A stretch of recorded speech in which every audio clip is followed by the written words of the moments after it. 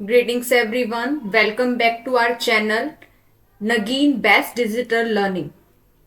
So today we will resume our chapter from the topic Conditions for Growth. Before starting this chapter, in last video I leave from the question that however one of them shows much higher relative growth and which one and why.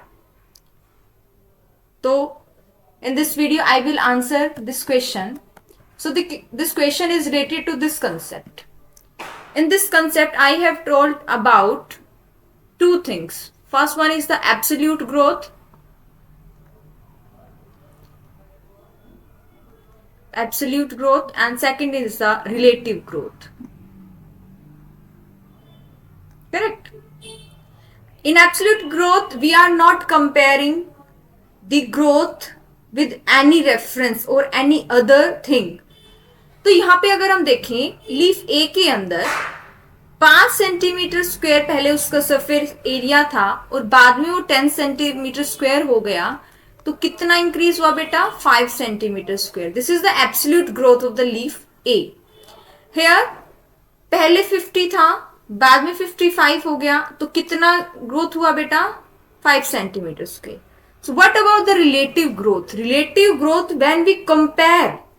अब यहां देखो, पहले कितना कितना increase हुआ बेटा? 5. और पहले था कितना?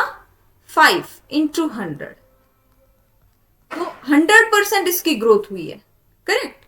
यहां पे कितना इंक्रीज हुआ है और पहले कितना था? तो कितनी ग्रोथ हुई है? 10%. कितनी ग्रोथ हुई बेटा? 10%. यहां पर 100%, क्योंकि हम देखने से ही बता सकते हैं कि देखो इसका सरफेस एरिया कितना बड़ा है, ज्यादा बड़ा है, और इसमें सरफेस एरिया कम बड़ा है. बेशक से जो एब्सोल्यूट ग्रोथ है 5 सेंटीमीटर आ रही है, लेकिन रिलेटिव ग्रोथ क्या है? लीफ ए की ज्यादा है. और इस क्वेश्चन में यही पूछा गया है, one of them shows much higher relative growth. तो ए जो लीफ है वो हायर ग्रोथ रेट शो कर रहा है. I have told you. Okay, now let's start with another topic, that is conditions for growth. कि ग्रोथ के लिए कौन कौन सी कंडीशन जरूरी है वो हम पढ़ते हैं. ठीक है, तो देखिए, why do you not try to write down what you think are necessary condition for growth?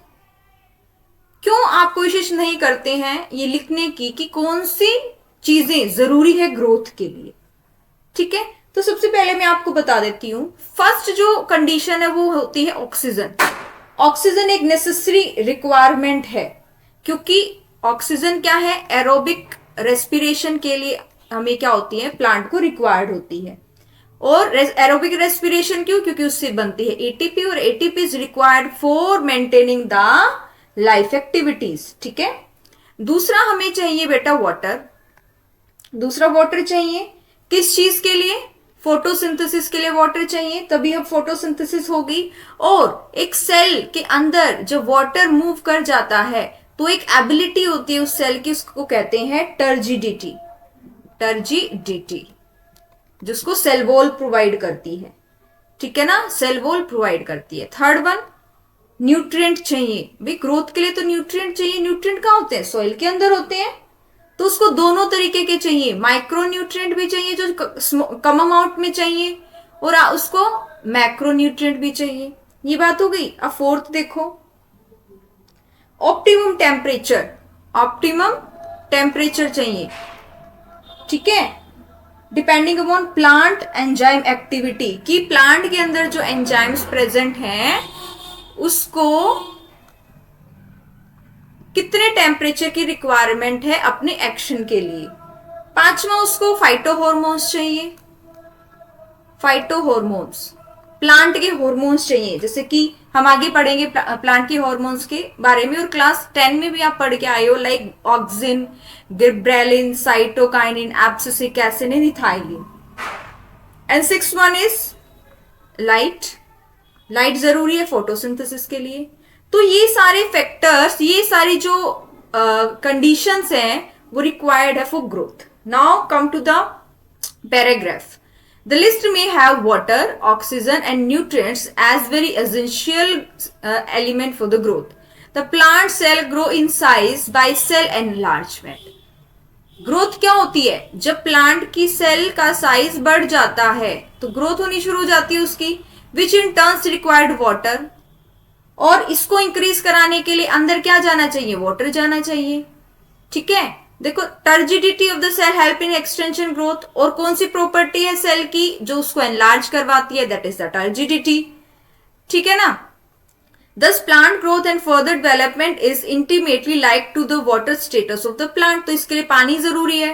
Water also provide the medium for enzymatic activities। जैसे हाइड्रोलिटिक एंजाइम है, उनको एक्शन के लिए क्या जरूरी है बेटा? ऑफ कोर्स वाटर जरूरी है। सेल के अंदर जो लाइसोसोम होता है या दूसरे एंजाइम्स होते हैं। ऑक्सीजन जरूरी है, मेटाबॉलिक एनर्जी को क्या कर सके? रिलीज करवा सके, क्योंकि ये एरोबिक रेस्पिरेशन में रिक्वायर्ड होती है। न्यूट्रिएंट्स रिक्वायर्ड होते हैं बोथ मैक्रो एंड माइक्रो, ताकि क्या है वो अपने प्रोटोप्लाज्म को सिंथेसाइज कर सकें। साइटोप्लाज्म के अंदर जो भी चीजें जरूरी है, न्यूक्लियस के अंदर जो भी चीजें जरूरी हैं, ठीक है, जो किसकी तरह काम करते हैं? एनर्जी की तरह काम करते हैं, एनर्जी के सोर्स की तरह काम करते हैं, जिससे एनर्जी मिलेगी। In addition, every plant organism has an optimum temperature range best suited for its growth। तो एक ऑप्टिमम टेम्परेचर भी होना चाहिए एंजाइम की एक्टिविटी के लिए। Any deviation from this range could be detrimental to its survival. अगर इन कंडीशंस में से कुछ भी इनकी रेंज अगर डेविएट होती है ना, तो प्लांट के सर्वाइवर के लिए ये डेट्रीमेंटल होगा, उसको उसका मतलब वो खत्म हो जाएगा। Environmental signal such as light and gravity also affect. तो लाइट भी जरूरी है एंड ग्रेविटी भी जरूरी है, जो कि इसकी ग्रोथ के फेज को या स्टेज को अफेक्ट करते हैं। Next very important topic, differentiation, D differentiation and रीडिफरेंशिएशन। बहुत ही इंपॉर्टेंट टॉपिक है और अगर एक बार आपने समझ लिया तो कभी नहीं भूलोगे। तो पहले हम थोड़ा सा देखते हैं डिफरेंशिएशन। आई थिंक आपको पता होगा, जब एक सेल, मैस्टमेटिक सेल है ये, इसने डिवाइड करके दो सेल बनाई, ठीक है, फिर इन दोनों सेल को इनका स्पेसिफिक फंक्शन दे दिया गया। अब इन सेल को पता है कि मुझे कहां जाना है। मान लो इस सेल को लीफ के अंदर भेज दिया गया, इसको स्टेम के अंदर भेज दिया गया। अब ये सेल लीफ वाला काम करेगी और ये सेल स्टेम के अंदर जो काम होता है वो काम करेगी, यानी कि इनको स्पेशल फंक्शन दे दिया गया। तो डिफरेंशिएशन क्या है? It is the process in which a cell which is synthesized and grown into its full size then get specialize for a particular function. जब उसको स्पेशल फंक्शन दे दिया जाता है तो हम ऐसी सेल को बोलते हैं कि डिफरेंशिएटेड सेल है। ठीक है, अगर सेल साइकिल की बात करें, ठीक है, तो क्विसेंट स्टेट से ये क्या है बेटा, जीवन स्टेज के अंदर, जीनोट स्टेज से किसके अंदर चली जाती है सेल हमारी? नहीं, ये क्या है, जीनोट स्टेज में ये सेल चली जाती है। जीनोट स्टेज में ये क्या है, सेल साइकिल का एक जीनोट स्टेज है, वहां पर ये सेल चली जाती है। सेल साइकिल से बाहर निकलेगी और जीनोट स्टेज में चली जाएगी। ठीक है, जैसे सेल साइकिल अगर आपने पढ़ी होगी तो G1 S G2, फिर माइटोटिक फेज चलता है, फिर सेल डिवाइड कर जाती है, फिर क्या करती है सेल, क्या है, बाहर निकल आती है जीनोट फेज में, क्योंकि उस साइकिल को तो इसको छोड़ना पड़ेगा, क्योंकि अब इसको आगे डिवाइड करने की कैपेबिलिटी नहीं दी गई, उसको एक स्पेसिफिक फंक्शन दे दिया गया है, तो वो जीनोट फेज में चली जाएगी। जीनोट फेज का मतलब वो कैसी सेल हो गई है, डिफरेंशिएटेड सेल हो गई। ठीक है, ये तो था बेटा डिफरेंशिएशन। अब आता है डी डिफरेंशिएशन। डी डिफरेंशिएशन का मतलब होता है कि जो डिफरेंशिएट हो गई थी सेल, उसको दोबारा से कैपेबिलिटी दे दो डिवाइड करने की। दोबारा से क्या दे दो, कैपेबिलिटी दे दो डिवाइड करने की। करेक्ट, ठीक है। तो इसमें देखो क्या होता है, मान लो ये हमारे वेस्कुलर बंडल है, वेस्कुलर बंडल, ठीक है, ये मेरा फिलोएम है, ये जाइलम है, ये फिलोएम है और ये क्या है, जाइलम है, और इनके बीच में क्या होती है बेटा, पैरेन्काइमा सेल्स होती हैं। पैरेन्काइमेटस टिश्यू आप पढ़ के आए होगे क्लास 9 के अंदर, ये हमारी पैरेन्काइमा सेल्स होती हैं। ठीक है, स्पेशलाइज्ड सेल है, इनको इनका फंक्शन दे दिया गया है, इलोंगेटेड है, स्क्वीज्ड है। जब क्या होता है, सेकेंडरी ग्रोथ होनी होती है तो ये जो पेरेन्काइमेटस सेल्स हैं ये दोबारा से डिवाइड करने की कैपेबिलिटी ले लेता है, यानी कि ये मेरिस्टेमेटिक सेल बन जाती है, मेरिस्टेमेटिक सेल। ठीक है, दोबारा से जब इनके अंदर कैपेबिलिटी आते हैं डिवाइड करने की तो हम वर्ड यूज करते हैं डी डिफरेंशिएटेड, डी डिफरेंशिएटेड। ठीक है, फिर ये क्या करती है, पेरेन्काइमा सेल डिवाइड करती है और सेकेंडरी ग्रोथ करवाती है। इस सेकेंडरी ग्रोथ के बारे में हम एनाटॉमी इन फ्लावरिंग प्लांट्स के बारे में पढ़ेंगे, जो यूनिट 2 का सेकेंड चैप्टर है। क्लियर? अब ये meristematic parenchyma cell secondary phloem बनाती है बाहर की तरफ ही। अब ये क्या बनाएगी, बाहर की तरफ सेकेंडरी फिलोएम बनाएगी और अंदर की तरफ सेकेंडरी जाइलम बनाएगी। इसको बोलेंगे सेकेंडरी ग्रोथ। और सेकेंडरी फिलोएम सेकेंडरी जाइलम बनाने के बाद ये दोबारा से सेल स्पेशलाइज्ड हो जाएंगी, दोबारा से इसको स्पेसिफिक फंक्शन दे दिया जाएगा, तब हम वर्ड करेंगे यूज रीडिफरेंशिएशन। समझ में आया? अभी हम पैराग्राफ रीड करते तब आपको और अच्छे से क्लियर हो जाएगा। The cells derived from the root apical and shoot apical, root apical and shoot apical meristems, जो सेल रूट एपिकल मेरिस्टेम या शूट एपिकल मेरिस्टेम से डिराइव होती हैं, and cambium differentiate and mature to perform specific function. और जब cambium उनको differentiate कर देता है, मतलब सिंपल सा वर्ड है, जो मेरिस्टेमेटिक सेल डिवाइड हो करके ऐसे सेल बनाती हैं जो अपने सेल साइज को बड़ा करती है, मैच्योर कर लेती है, उसके अंदर कुछ चेंजेस आते हैं और एक स्पेसिफिक फंक्शन उसको मिल जाता है, वो परफॉर्म करना शुरू कर देती है, तो उसको बोलते हैं differentiation. In last video I have discuss about the phases of growth, जिसमें मैंने कहा था पहले मेरिस्टेमेटिक फेज आएगा, फिर इलोंगेशन फेज आएगा और फिर क्या आएगा, मैच्योरेशन फेज। मैच्योरेशन फेज में एंटर करने के बाद वो सेल क्या हो जाएगी, स्पेशलाइज्ड हो जाएगी, और उसके लिए हम टर्म यूज करेंगे डिफरेंशिएशन। क्लियर है?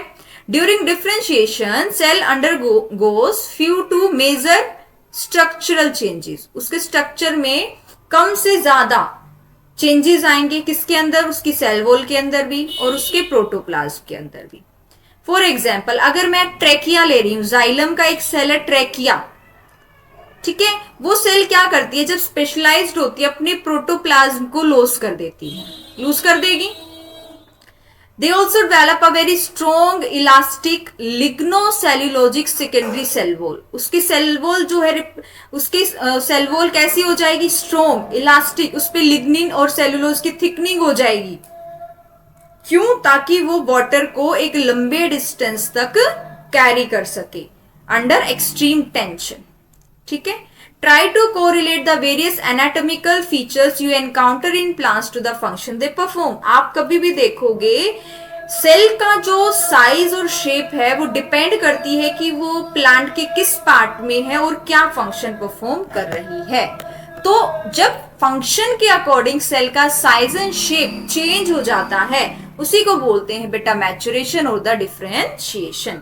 Plant shows another interesting phenomenon, the living differentiated cells that by now have lost the capacity to divide, जिसने डिवाइड करने की कैपेसिटी लॉस कर दी है, अगर वो दोबारा से इसको रीगेन कर लेता है कुछ कंडीशन के अंदर, तो इस फिनोमिनन को बोलते हैं डी डिफरेंशिएशन। क्या बोलते हैं बेटा इसको? D differentiation. For example, formation of meristems, interfascicular cambium and cork cambium from fully differentiated parenchyma cell, जो मैंने यहां बताया था। देखो, एक कैम्बियम तो ये होता है, एक कैम्बियम तो ये बनेगा, ये इसको बोलेंगे इंटरफेसिकुलर कैम्बियम, और ये बीच में कैम्बियम है, ये है इंट्राफेसिकुलर कैम्बियम। ठीक है, और ये जो चीजें हैं कैम्बियम वाली, ये आपको समझ में आएंगी जब आप करोगे एनाटॉमी इन फ्लावरिंग प्लांट्स। ठीक है, तो देखिए क्या होता है कि जब ये इंटरफेसिकुलर कैम्बियम और कोर कैम्बियम बनते हैं, डिफ्रेंशिएटेड पैरेनकाइमा सेल से, मतलब ये पैरेनकाइमा सेल डिफ्रेंशिएट हो चुकी हैं, लेकिन अगर ये दोबारा से क्या कर लें, डिवाइड करने की कैपेसिटी को दोबारा से ले ले, ठीक है, दोबारा डिवाइड करने की कैपेसिटी अगर इनके अंदर आ जाए तो इनको मैं क्या कहूंगी, एक सेकेंड देखिए, while doing so such meristem tissue are able to divide and produce cells that once again lose the capacity to divide but mature to perform specific function get redifferentiated। अगर उनके अंदर दोबारा से डिवाइड करने की capacity आ जाए तो उसको डी डिफरेंशिएट कहते हैं, और जब डिवाइड करने के बाद जब फिर से उसको एक स्पेशलाइज फंक्शन मिल जाता है तब हम उसको कहेंगे रीडिफरेंशिएटेड। क्लियर है? List some of the tissues in a woody dicotyledonous plant that are the products of redifferentiation। ऐसे दूसरे टिश्यूज के बारे में भी बता सकते हैं। How would you describe a tumor? एक ट्यूमर को आप कैसे डिस्क्राइब करोगे? ट्यूमर क्या होता है? बस एक मास होता है सेल का। What would you call the parenchyma cells that are made to divide under controlled regulatory conditions during plant tissue culture? अगर पैरेनकाइमा सेल एक कंट्रोल लेबोरेटरी कंडीशन के अंदर अगर डिवाइड कर रही है तो उसको आप क्या कहोगे? अब वो पैरेनकाइमा सेल क्या करे, डिवाइड करे जा रही है तो मास ऑफ सेल्स बन जाएगा, लेकिन इसको स्पेसिफिक फंक्शन तो नहीं मिला ना, उसको स्पेसिफिक फंक्शन नहीं मिला क्योंकि that cells are not the part of a plant itself because these processes are happening in the lab condition। Clear है ना? कैसी कंडीशन में हो रही है? लैब कंडीशन में हो रही है। अब आप इस चीज से क्या समझते हैं कि जो पैरेनकाइमा सेल है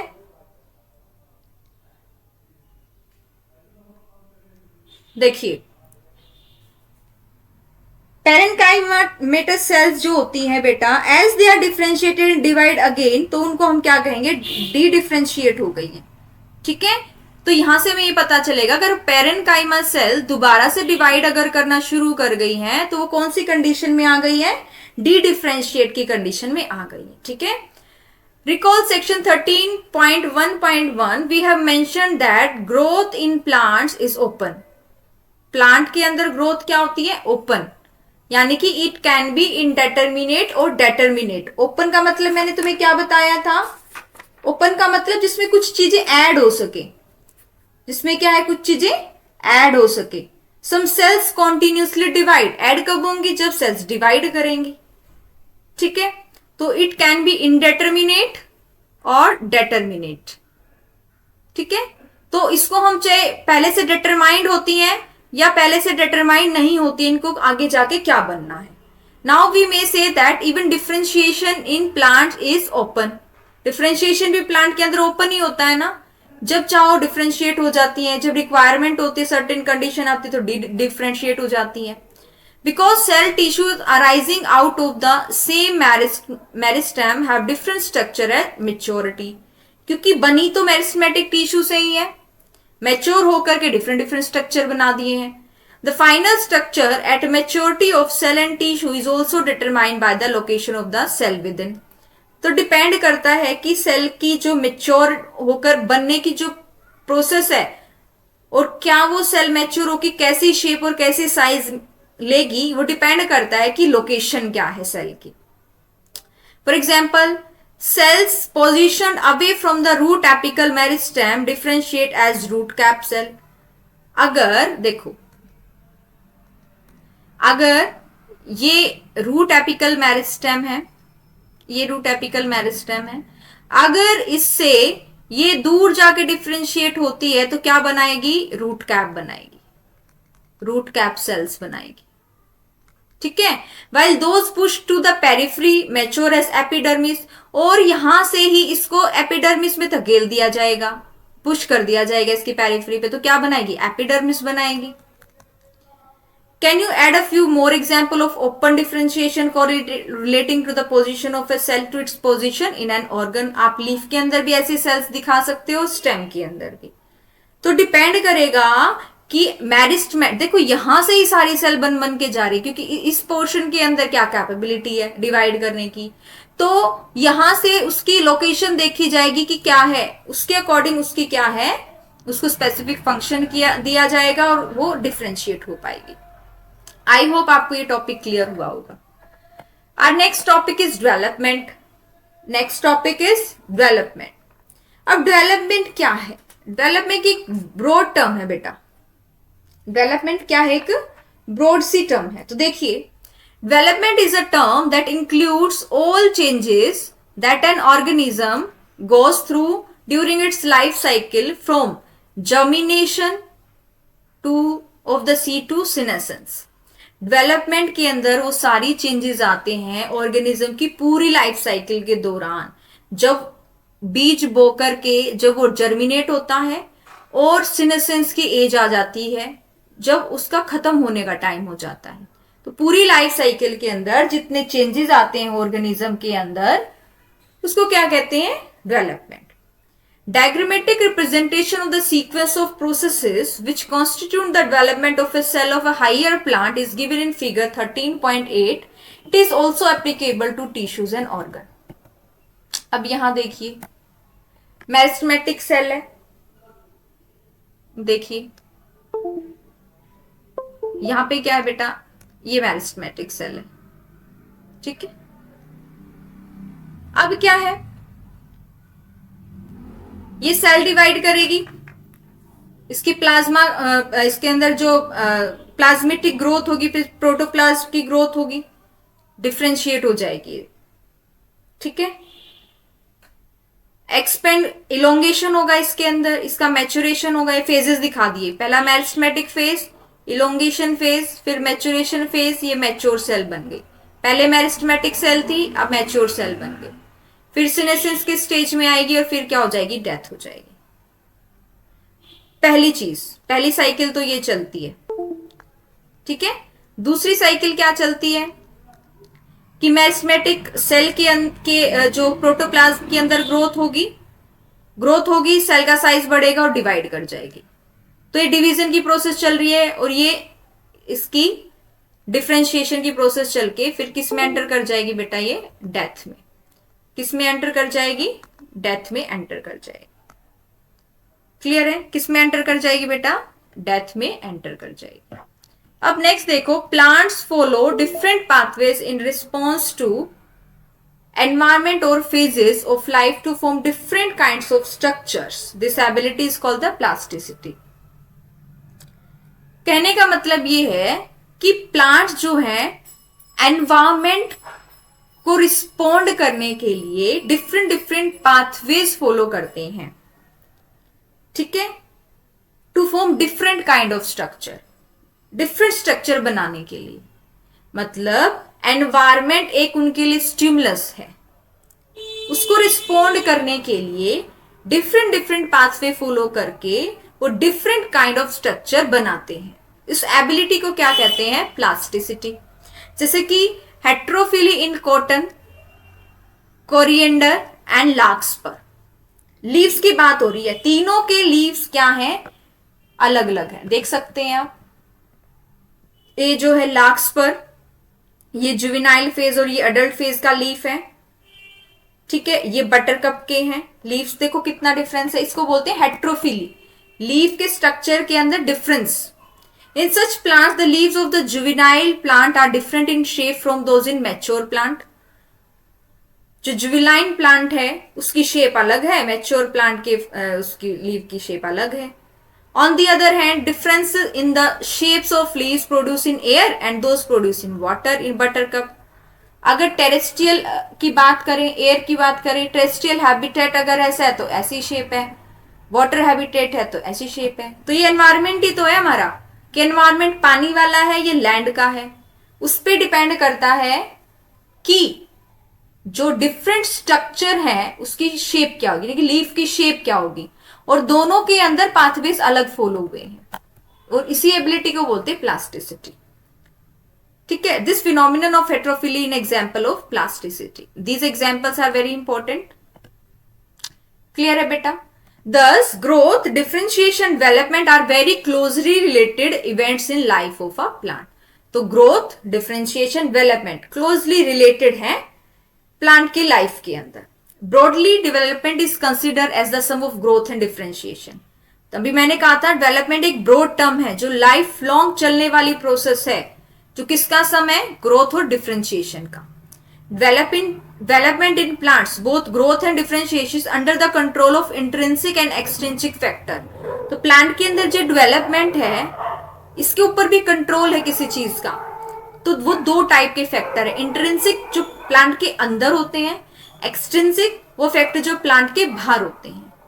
तो जो प्लांट के अंदर होते हैं, the former includes both intracellular यानी कि जेनेटिक भी हो सकते हैं, इंटरसेलुलर फैक्टर्स या फिर कुछ केमिकल हो सकते हैं जैसे प्लांट ग्रोथ रेगुलेटर.